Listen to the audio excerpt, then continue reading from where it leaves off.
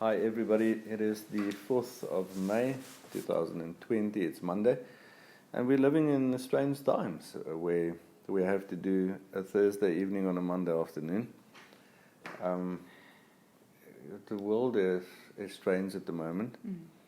If you want to see something funny, you go to game stores. They have a sign up saying that to sell luggage is, according to the law, it's illegal to sell luggage. You go to Checkers, they've got their luggage on special right now, big sale signs. You go to Camp Union Mart, they will have a sign up that says it's illegal to sell flip-flops. Yep. Topsy-turvy. Those are the times we are living in. All kinds of strange things, and in these times, this actually is quite fitting for the times, isn't it? So what are we doing? Right. So we sent a message quite recently saying that if anyone through their Bible study or during their quiet times comes across any kind of doctrinal questions, they can send it through on the appointment form, and then we're going to handle those kind of questions as if it were a Thursday evening. So we'll ask the questions, pose the questions as if everyone is together, and then we'll answer it so that it can be to the benefit of everyone in the fellowship. So Leonie has sent us through a question about, or a few questions about the book of Habakkuk in the Old Testament. And so what I'm going to do is we've identified the questions specifically, so I won't read all of it. I'll specifically read the questions for us, and then we'll answer them as well as we can. Right, so first comment is, I'll read it the way she typed it so it makes it easier. So she says, one of the Bibles I have has an introduction part to every book giving some background to the book. I don't know how correct it is, but it explains that Habakkuk ministers during death throes of the nation of Judah, but that the nation is stubborn despite repeated calls to repentance. Then secondly, it gives background to the meaning of the name of Habakkuk, but she says she also looked it up on the internet, and it happens to be that the name Habakkuk in Hebrew means embrace or cling. And then there's some context to that. So I think maybe we can comment on that first, and then I'll move on to the rest of the questions. Okay, so firstly the name. The name. You answer that. Okay, so scholars have tried to do some research about where the name comes from, but in actual fact, it's not definitive, and there's no real source for what the name Habakkuk means. So they've speculated, scholars have speculated about what it could mean in Hebrew, but there's no concrete definition, unfortunately, for the name Habakkuk.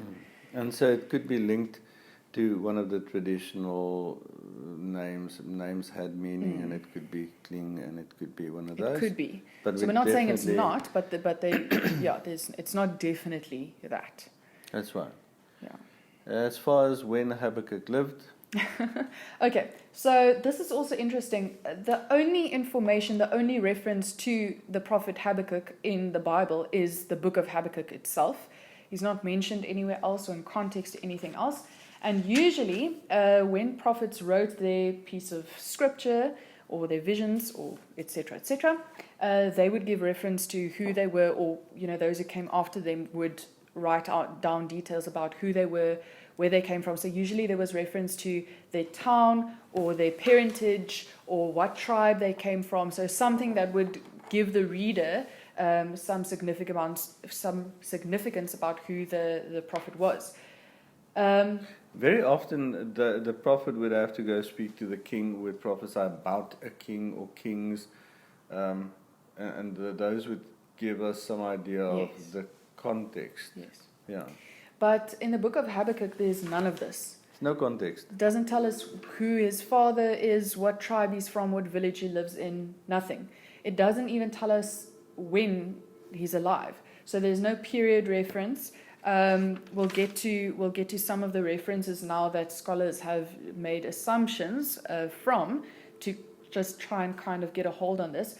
But yeah, so there's no there's no reference to who he actually was or where he came from, since he's his only source and reference, and he doesn't explain any of this. So, okay, so basically what we have a very short piece of ancient literature. Somebody wrote a fairly short note, and it so happened that it was included among what is called the prophetic books, more specifically the minor prophets. So Habakkuk is considered to be one of the minor prophets, and the general assumption is that this written piece by Habakkuk is a prophecy. This is not really correct. And we'll get to that part. So we're going to have a look at what do we have here, what's the significance, and according to, I think what Leonie specifically wanted to know is why did it come to her attention? Is the Lord trying to highlight something for her? Is the Lord trying to draw her attention to something? And I think we'll get to some clarity regarding that as well. yes. So, first detail. So the first detail is, so Leonie marked for us the verses that stood out to her. I'm not going to read through all of them. I'll specifically read the ones or refer to the ones that has a specific question attached. But in general, she said that when she read through the book of Habakkuk, the theme of watching, what does she say? So she says, what stood out to me most or caught my attention had to do with watching, seeing, and vision. And obviously she said that this was strongly related to the theme of the year, so obviously that's why it stood out to her. I think before we carry on with that, let's just quickly look at the context. Her Bible said that Habakkuk prophesies in a time of death throes when the nation of Israel is stubborn and unrepentant. What did you say about the sky? I said it's like writing that, or scholars making the assumption that this was written during the time when the sky was blue, or it was written during the time when the sun rose in the morning and set in the evening, because Israelites have generally always been stubborn.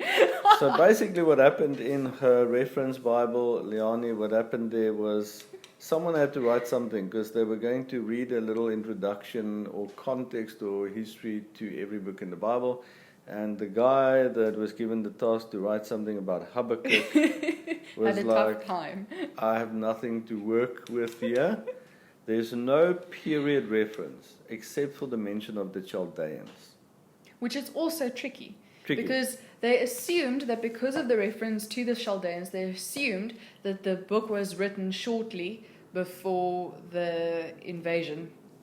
Now, in historic context, 100 years before the Babylonian invasion is shortly before the Babylonian invasion, so it's not wrong. But I mean, that's not even. It's not But even not that it's right. definitely that. They just assume because there's no reference to an actual timeline, so they don't even know when it was written. This could have been written 400 years before the Chaldeans. It could have been written 20 years before the Babylonians. Exactly. 20 years is a long time. Now, what they do think is that he lived prior, he was a little bit earlier than the other prophets that Like were Jeremiah prophesying. So we know that the Chaldean empire came before some of the other empires, specifically the Babylonian Empire. And in the days of Daniel, the Chaldeans are already subjected to other nations, the Babylonians. And so the Chaldeans now have just become a feature of a story. They're no longer an empire. And he's saying in this prophecy that the Lord is going to raise up the Chaldeans. So this is even before they raised up. Is it from an observation that somewhere in their world view There's a dynamic that can be perceived. So basically, the comment in the Bible is also just a comment to fill a space. It doesn't give you any information. It's not actually definitive. So literally, there's no context. So when he says Habakkuk lived in the time of death throes, that's the Old Testament kind of general theme for the Israelites. When the Israelites were stiff-necked and unrepentant, it's still the same. So that hasn't changed, and so it's a safe thing to write down for just about any part of any Bible period. You can insert it there because it will be true. Okay, so she did make mention specifically of she's not sure exactly what the Chaldeans represent or mean in this context. Do you want to... Let's talk about the possibilities. So if it would happen that any one of the Spirit-filled saints on earth felt that the Lord were drawing their attention to the prophetic books, one of the prophetic, the minor prophets, or a portion of Scripture, what is happening to us is that, firstly, during the time period from more or less the beginning of 2020, there's definitely been a drawing by the Spirit of attention to the minor prophets, to all the prophetic books, actually. Okay. So, why? Because there is a changing of seasons and winds. So, we're talking about there's changes of seasons very often, like seasons tend to do. Seasons don't change every 10 years, but then every 100 years or 200 or 300 years, there's a significant change in the historic flow of things. Now, we're definitely living in one of those times. We are definitely seeing that happening. So if we just a very quick look at before the First World War, it was the time of the empires. Then came the First World War. And that's just little over 100 years ago. That's right. And so the First World War brought a significant change in the way the world worked. After the post-World War One, we see the rising of what was the Soviet Union into a very strong position. Because of World War One and afterwards, America becomes the great pillar of a movement that became the democratic movement. It just picked up speed there, but significantly out of the First World War, fascism arose, and we know that led to the Second World War. After the Second World War, now that was obviously a significant change of wind direction. So there's clouds of time that would come. It's when the Lord comes and power shifts happen. Yeah. After the Second World War, Russia and America went into the Cold War time period. Yes. During that time, China was, and especially before the First World War, China was in poverty. There were famine. I mean, they were taking Chinese people via shift all over the world to build railways, work in mines. This is, if you told the Queen in 1890 that China would possibly become the strongest economy in the world, she wouldn't have believed it. So this is the only possible application. So the Lord might be drawing our attention to the book of Habakkuk to allow us to hear certain words that might draw our attention to pay attention to the big shifts that's happening historically in the world. Now, we don't know, but it certainly looks like the Chinese are going to or China is going to rise up as the dominant force globally. It all depends on, of course, still what America is going to do and what Russia is going to come up with next. But definitely a shift. So if we had to apply it prophetically to our time, it could be that the Lord is saying He's going to raise up a mighty scourge on the earth, much like the Chaldeans. Can we call the Chinese a scourge? For sure. It's not very long ago that they were still trying to get Chinese to stop eating babies. Sorry to say that, but it's true.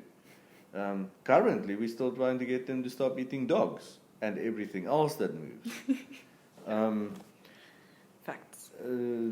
We know that they live under the sign of the dragon. And so, not all Chinese, we're not saying. There's some of the seeds scattered among them that are being saved. But it might be that the Lord is drawing our attention to the fact that there's a scourge arising. Now, if you read through some of the book of Habakkuk, him referring to the type of how these people would be a terrible people, we could apply it loosely to the circumstances today. But we're not going to apply this as a definite prophetic word to what's happening. Yes. We could look at it and go, is the Lord speaking to us about a similar event? In other words, prophetic unfolding or cyclic unfolding.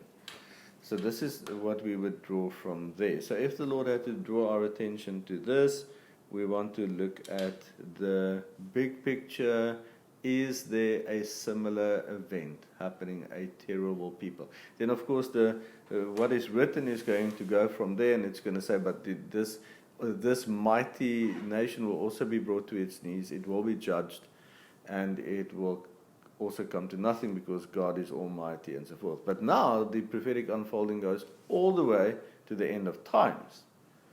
There's very clear references that shows us that it's speaking about His judgment of the earth, the final battle, and His return. So literally nothing in this short piece written by Habakkuk can be pinned to any specific timeline. Therefore, I'm pretty sure that this is a prophet that had, similar to the other prophets, a visionary or a vision and a prophetic experience that took him all through time and outside of time, and I don't think any of this is bound to any specific time period, except for the fact that there's significant references to the end of time. Yes. Okay. But there's more surprises in the book of Habakkuk. Okay, so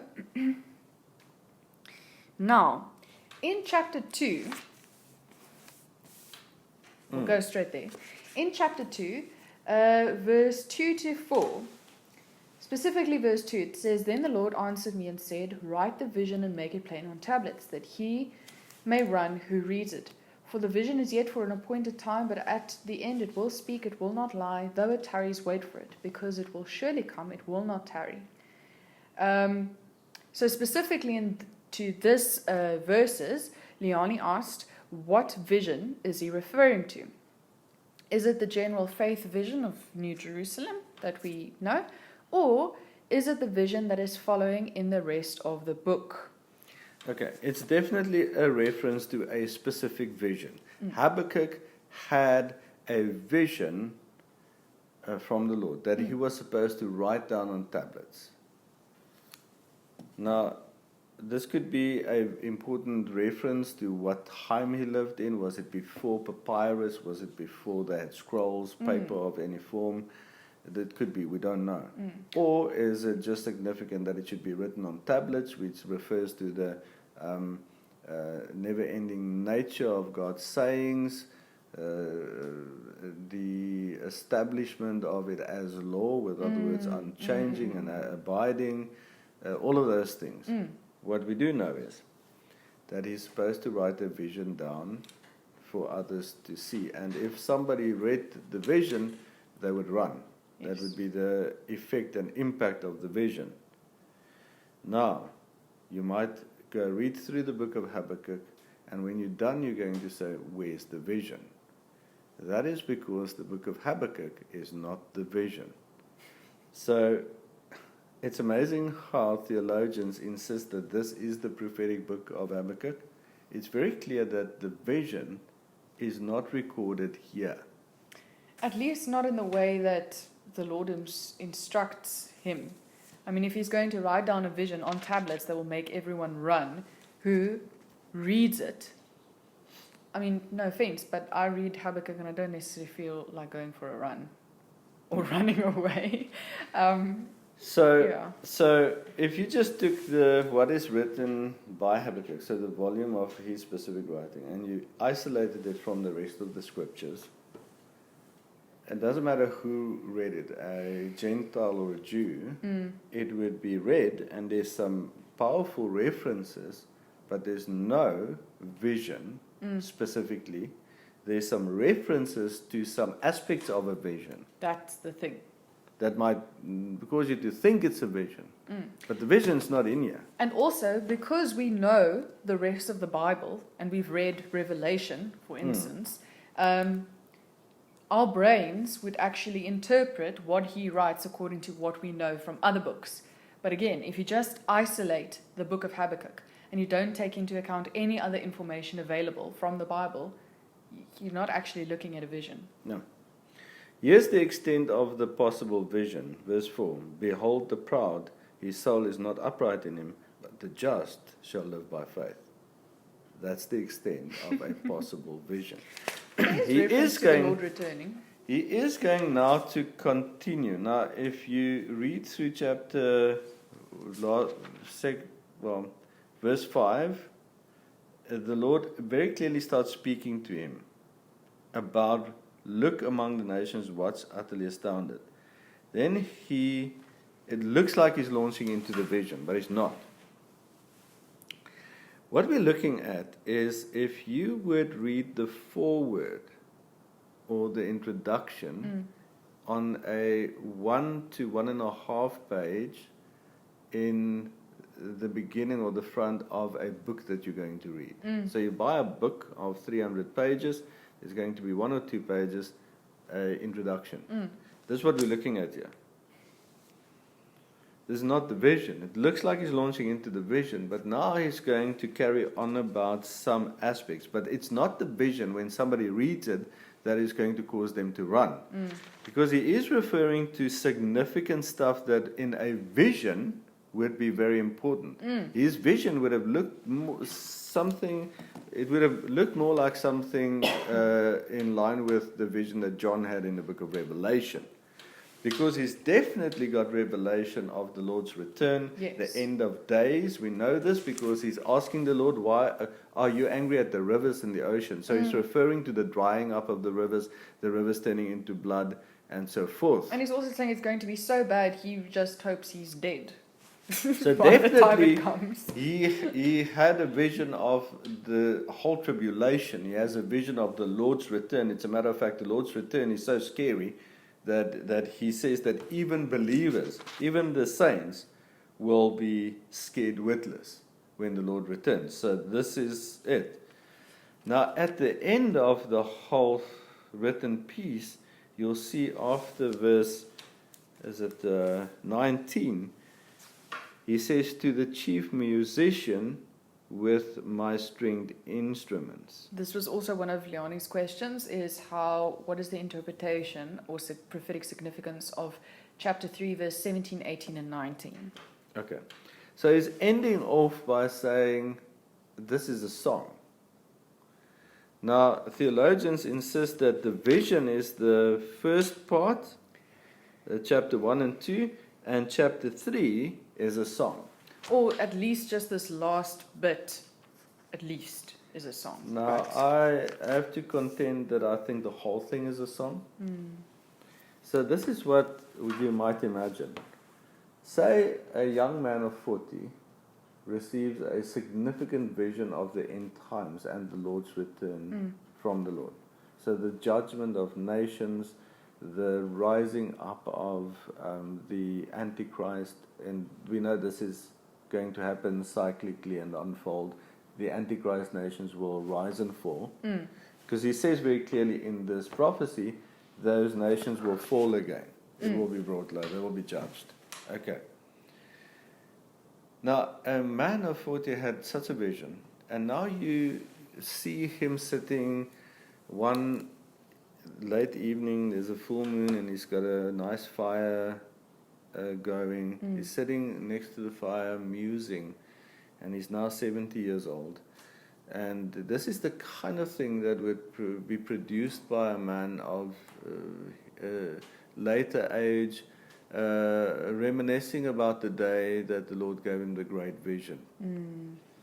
And it's very clear that this is not the actual prophetic word, it's not the actual vision. This is a song that he wrote about the time when the Lord gave him a vision. And that is why there's no reference to substantiate or validate this. This was not intended to be a prophetic word or a significant piece. The actual prophetic word, who knows what happened to it? But that's why he doesn't refer to his fathers, how the Lord called him, any kings or any timely references. He just wrote a song. That's it. About a very significant time, and he included some of the details. The way that a person, for instance, that had fought in the Second World War would 30 years later, as an old man, write a song about some facets of the incident. He's not writing a historic record. Okay, so the only other specific question is in chapter 3. Is in chapter 3, verse 13, that says, "You went forth for the salvation of your people, for salvation with your anointed." And she asked if that is a reference to one man, the body, the temple, and the answer is yes, it does. That's it. Okay, maybe just, can we just do some? Yes. So, the first thing, we would assume this is a prophetic reference to Messiah. Remember, Messiah is a concept that is a prophetic unfolding all through the Bible. Secondly, it could be. It says, "You marched through the land in indignation. You trampled the nations in anger. You went forth for the salvation of your people, for salvation with your anointed. You struck the head from the house of the wicked by laying bare from foundation to neck." Now, this has to be a reference to the actual return of the Lord. And we know then it would fit, because a reference to the anointed would be the Lord returns with his body, with the saints. Yes.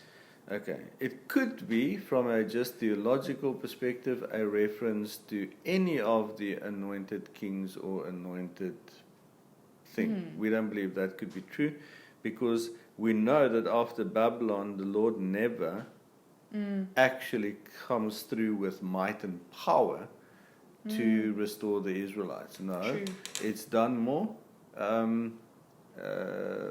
in a political way. Yes. He changes the heart and the mindset of kings to achieve this. So this would not be applicable, and if it was a prophetic word, it wasn't fulfilled. But it will certainly be fulfilled in the end times. So that's the reference here. The body, but specifically the return of Messiah with his body. Okay, yes. Okay. And so, for the rest, basically the verses that she lifted out or identified as what stood out for her while she read it, all has to do with watching, seeing, and vision. And so she just ends it off by saying that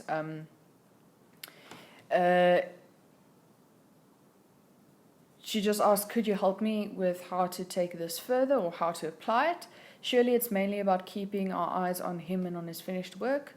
And so. Yes, certainly.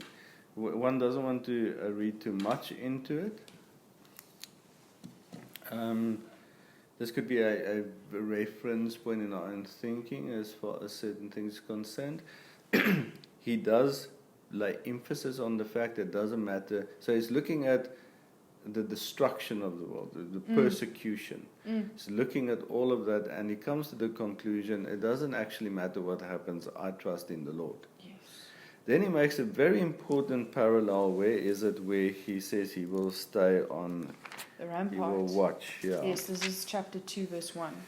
So chapter 2 verse 1, he has gone through the fact that the Lord is showing him and warning him that he's going to raise up a mighty nation. They are going to plunder, and they are going to be terrible, and there's terrible times coming. He is commenting, he's saying, Lord, why do you look at all the injustice? Why is there so much injustice, so little righteousness, so little truth? Why does things work the way it works? And then he goes, well, you are. Again, he does what King David does. He said, like King David, we said on Sunday, King David says, but you are holy, you are separated from these things. He's going to say, why do you look at these kind of things? Why you shouldn't even look at it. You are separate from these things, and the masses on the world, people are just crazy. There's no justice. They're running amok. And then he goes and he separates himself from that, and he goes, you know, be it as it may, you have chosen to do it in this way, and I might have my questions about this, but I will.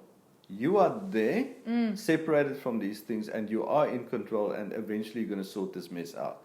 For me, in my time, I'm going to keep myself in readiness. I'm going to be watchful. I'm going to be in my position. Remember, we have reiterated and emphasized being in position, learning where your position is in the body, learning where your position is in the world. Be rightly positioned, be ready, and be watchful, be prayerful.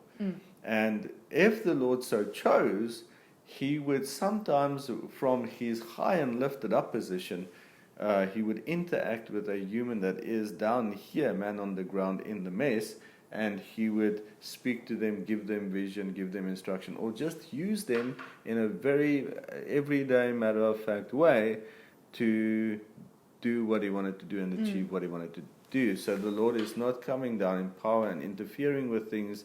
He's using people and circumstances to move among the chaos. Yes. And so Habakkuk comes to the conclusion that whatever I don't understand, it's a mess. I'm just going to be watchful. I'm going to position myself right, and I'm going to be waiting on the Lord. I'm faithful. I know what the outcome is, and that's it. Okay, so the vision here does not refer to New Jerusalem specifically. It refers, everything here is what's going to happen on the earth, the unfolding, the end of times, and the Lord's returning. It does refer to the body and God's salvation plan. So please get that right. Our response is, we have made it we have established a prophetic word and a prophetic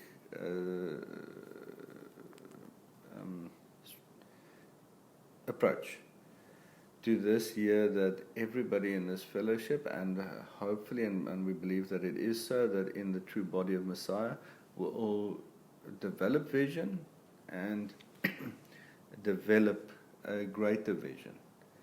Now, this entails that we will become increasingly aware of the big picture. We will develop a greater perception, and we will be better able to perceive the world around us, how things move, our place in it, and the changing in times and so forth. We don't have to necessarily understand every detail, but we are growing in an awareness so that we can walk circumspectly, we can pay attention. So that's what we've been emphasizing, so that we don't step on the cockroach, so that we don't walk in blindness or in ignorance, so that we will be informed, we develop this vision. It's not necessarily just a prophetic vision, it's a very everyday, taking note, being part of the big picture, being part of the bigger world, taking some responsibility in our small life for the big picture, being rightly positioned, paying attention to the Lord, and believing that He will use us in very small ways in our everyday life, in a chain reaction that has a bearing on the big picture, through time. And that's basically the way we respond to this. Let me put it this way. There is a signal that has been going out timely across the world, and it is drawing our attention, our antennas. So any of us can pick the signal up anytime. It's not the Lord specifically going, hey, you, can I speak to you a moment? It might be that the Holy Spirit in you is responding specifically to what has been released from heaven, and that is why your attention would be drawn to it. But there's a body response that's going to happen. And the fact is that our attention is being drawn to the fact that we're coming closer to the end of times. We are preparing for the end of times. We're preparing by developing vision, by developing understanding, and the right mindset. He keeps reiterating the details of the end of times, simply because we need to pay attention. Yes.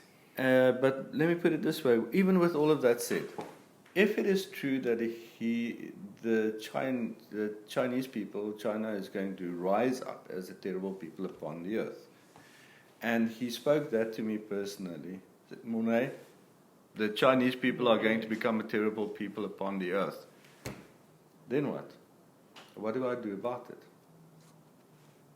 And that's also a mindset that we have to make peace with.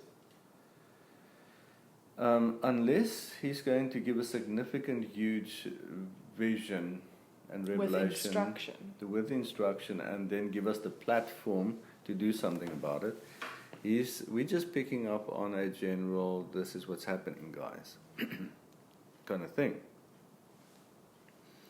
We apply it to our own lives. It helps us to be aware of how we walk in the world, that we are living in, with a world vision that's correct. It helps us not to be deceived. But that's about it. We're not downplaying the importance of when he does draw our attention to things, or even when he speaks to us about things. Here's what I believe we do with all of this. The gospel has to go out into the world. So we are praying for a restoration of open doors and ways to get to other places and nations to take the gospel out into the world, the true gospel, the truth of the Bible, the plan. We continue to put as much of it on record and make it available through resources to the world, to posterity, even after we're gone. In that effort, we are all partners. So, thank you for all those that have supported this ministry in many ways. Yeah. If we had to divert our attention to going to spend hours of our time working other jobs so that we could pay the bills, then we would get much less done. So in that way, we are all partnering, and we are very intentionally putting things on record, on the website, in each of your hearts and minds. And we are equipping everybody out there, you guys, for a purpose. This is all we can do with all this prophetic insight, with the vision we're building. That's what we can do, because in the end of the day, the basic ball game never changed. The plan remains the same. We're getting to understand what Satan is doing better. We're understanding what God is doing better. We understand the world around us better, so that we can reach the world more effectively. But ultimately, even if the Lord came to me in the night and told me exactly in detail what is going to unfold over the next 100 years, I can put it on record. But more than that, I can't really do. The plan is not going to change. I will go, okay, here's the prophecy the Lord gave me, but the gospel has to. I'm not going to go into the world with the prophecy. I'm going to go with the gospel. Unless it significantly changes the plan of how to prepare. But Exactly. the plan is the plan. So Yeah. theoretically it shouldn't change the plan If the of how Lord to prepare. if the Lord came and gave me a vision and showed me that yes, for a 50-year period, China is going to rule the world and take over the world economy, and then Russia is going to rise up against it. If the Lord showed me all of that, I would record it, and then I would go with the gospel, not with the prophetic word. The prophetic word is not what the people need. The word in here is that He is going to judge even the nations that rise up. He will come in His glory, and He is victorious in the end of the day. What I need to do is I need to be rightly positioned. I need to understand what's going on. I need to pay attention to Him, and I need to take the gospel to the nations. And the gospel, the basic plan of God's word, that's what the world need. We become more effective if we understand the world around us better. Does that answer all the questions? Yes, I think that's... Leonie, I hope that answers most of your questions. If there's anything that was unclear, you can let us know, but I think that covers the... So just to sum up, in the book of Habakkuk, he refers to some parts... Turn out of the sun. He refers to some parts of the actual prophecy. But this is not the prophecy. The prophecy is not in the Bible, it's lost. Unfortunately, it's very clear that God gave him a specific vision to write down in detail, the same that He did with John. Or Daniel. And the fact of the matter is, this is not it. This is a little song that he wrote about the time, somewhere in the past, when God gave him a vision. See all of you soon.